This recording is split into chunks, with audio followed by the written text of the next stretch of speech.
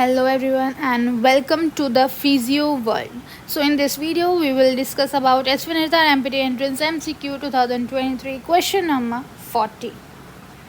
Question number 40 is, which of the following statements does not describe diastasis of rectus abdominis?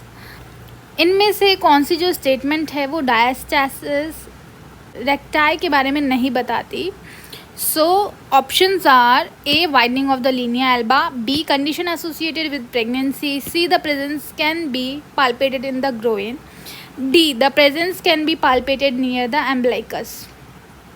So इसमें कह रहे हैं कि जो डायस्टेसिस ऑफ रेक्टस एब्डोमिनस है, मीन्स रेक्टस एब्डोमिनस का जब डायस्टेसिस हो जाता है, मीन्स जब वो दो पार्ट्स में स्प्लिट हो जाती है, तो उसमें क्या क्या हमें देखने को मिलता है? वाइडनिंग ऑफ लीनिया एल्बा की वाइडनिंग हो जाती है क्या, या फिर ये प्रेगनेंसी से रिलेटेड कंडीशन है, या फिर इसको हम ग्रोइन में पाल्पेट कर सकते हैं, या फिर इसकी जो प्रेजेंस है वो हम अम्बिलिकस के पास पाल्पेट कर सकते हैं.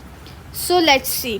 सो a condition in which the large abdominal muscle rectus abdominis separate.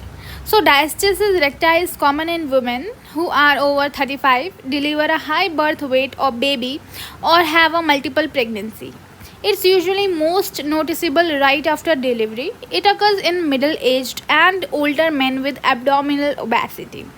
So अगर हम देखें, so diastasis recti उन वुमेंस में कॉमन होता है जो कि 35 एज से की होती हैं, उससे ज़्यादा की होती हैं, एंड जब वो डिलीवर करती हैं एक ऐसा बेबी जिसका जो बर्थ वेट है वो ज़्यादा है, और उस जो वुमेन है उसकी बहुत सारी प्रेगनेंसीज हो चुकी हैं, ठीक है, एंड ये डिलीवरी के जस्ट बाद देखा गया है, नोटिसेबल हो जाता है ये, एंड ये उनमें भी देखने को मिलता है जो कि मिडिल एज्ड या फिर ओल्ड मैन हैं, जिनका जो एब्डोमेन है वो बहुत ज़्यादा वो ओबीज़ है, ठीक है, सो बहुत ज़्यादा बड़ा है, उनमें देखने को मिलता है एब्डोमेन में.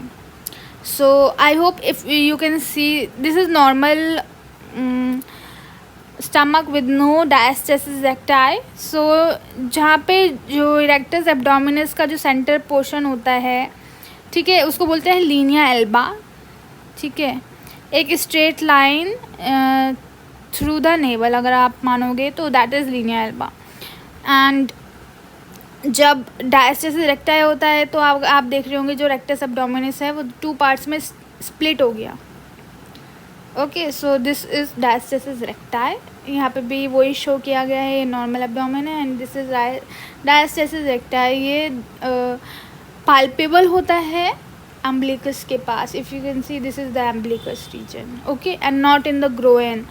सो the correct answer is, so हमें बताना है कि डज नॉट डिस्क्राइब, तो आपको नॉट एक्सेप्ट इन जैसे वर्ड्स पर बहुत ज़्यादा ध्यान देना पड़ेगा अपने MCQ के दौरान. So the presence can be पाल्पेटेड in the groin. So yes, C, the presence can be palpated in the groin is the correct answer. So thank you so much for watching this video. I hope your concept got clear. अगर अभी आपको query है कोई भी तो आप comment में ज़रूर लिख सकते. Thank you so much for watching this video. Till then, take care. Bye bye.